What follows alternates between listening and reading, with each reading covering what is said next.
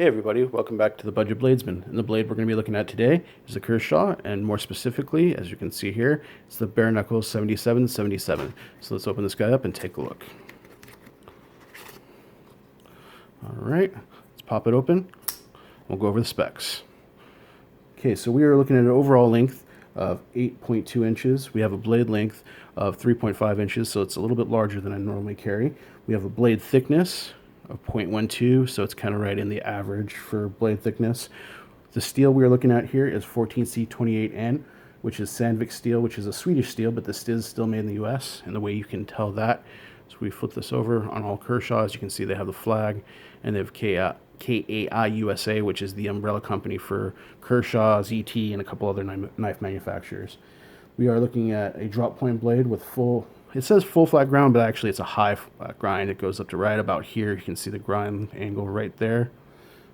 It is a stone washed, so Kershaw does a good job with that stone wash. So the good thing about a stone wash blade is it's not really going to go scratches or nicks or anything like that.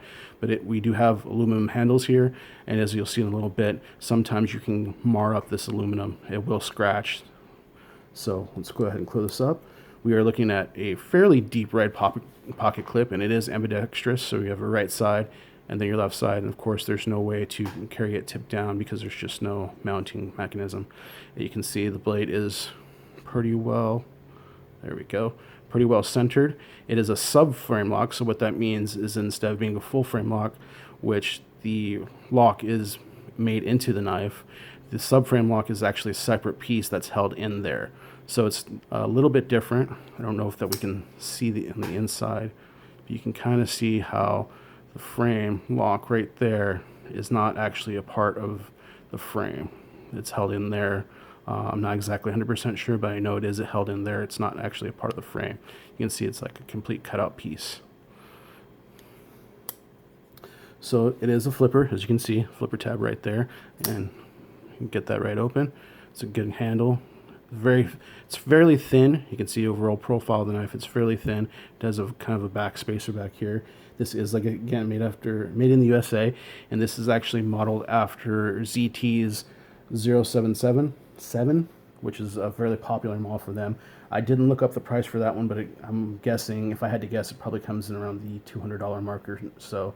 For this knife, you're looking anywhere from $57 to about $80 for this base model. They do make this also in a 20 CV steel, but of course you're going to pay more for that because it is a premium steel. I believe it's 20 CV. Don't quote me on that. I didn't honestly check that out. They also have them in an OD green handle, and the OD green handles, I think, range about $5 to $7 more depending on the website. So let's pull out our comparison knives. First, we have the K-Bar dozer. You can see, of course, that the dozer is definitely smaller. If we put it on the Kershaw here, you can see definitely a bit smaller, about a ½ inch or so, because the sharpening choils are about the same spot, which is to be expected. And then we'll pull out our Gerber flat iron, and you can see this is a closer comparison, overall length anyways. But once we put the Kershaw over the top here, if we actually go to sharpen blade length, you can see there's still quite a bit more. Overall blade length, they're pretty close, but again, the Gerber flat iron has a pretty big finger choil.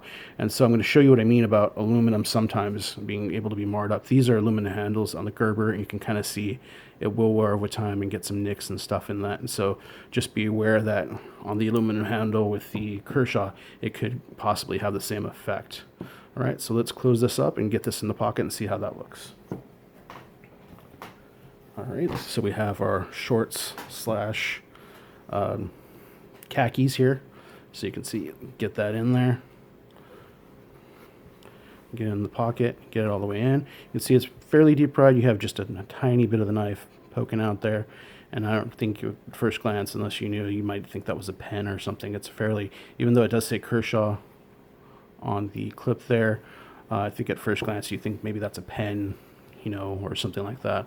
And you can still get a lot of your hand in there. You will feel the flipper tab just a tiny bit as you get your hand in there. You can still get your wallet or multi-tool or whatever else you may carry in that front pocket. If we pull out the inside of the shorts here, okay, you can see the knife's right here. So you can see, get most of your hand in. you are going to feel that tab just a little bit. The tab's right here, and of course it comes in the knife. But the way it carries the knife comes fairly straight down, so you shouldn't really feel it unless you're actually going in at an angle. If you're coming just straight down off the knife, it should come very straightforward, and you shouldn't really feel it, but it is there. So let's pull these out. All right, pop this open one last time. And I will say that it did take me a little bit of getting used to with the subframe lock. I was putting pressure whenever I would open the knife. And so whenever I would go to open the knife, sometimes it builds up. So you can see I'm really kind of pushing on it there just to demonstrate it, but it will pop open now. And now that's been broken more in, I don't have as much as an issue.